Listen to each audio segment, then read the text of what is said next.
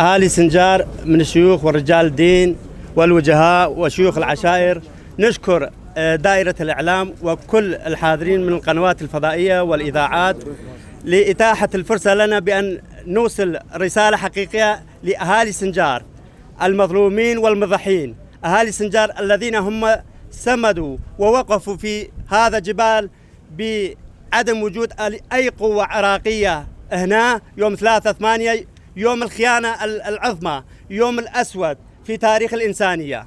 أشكركم بحضوركم هذا المؤتمر. طبعا لدى المعلوم يكون معلوم لديكم جميعا أي زيارات أي مؤتمرات تعقد في سنجار بدون هؤلاء الشيوخ العشائر ورجال الدين مرفوض رفضا قاطعا، لأن هؤلاء المتواجدين أمام الكاميرات هم الممثلين الأصليين في قضاء سنجار، المجتمع الإيزيدي وإخواننا الشيعة والمجتمع السنجاري بصورة عامة.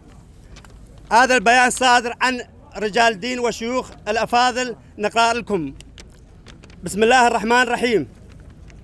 موضوع بيان احتجاج صادر عن شيوخ ووجهاء ورجال الدين وجماهير منطقة سنجار باسم جماهير منطقة سنجار بمختلف مكوناته الدينية والقومية.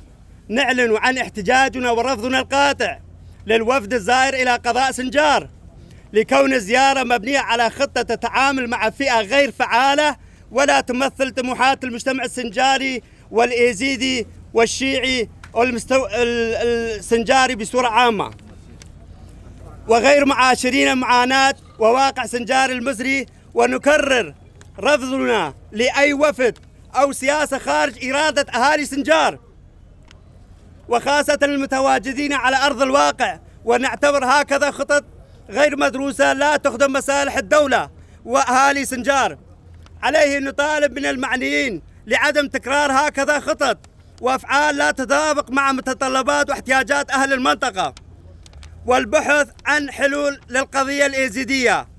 وفي حالة تكرار هذه الحالات سوف نقوم بمنع الزيارات تدار بهكذا الطرق، وخاصة الأشخاص المدعومين من جهات سياسية خارج إرادة أهالي سنجار.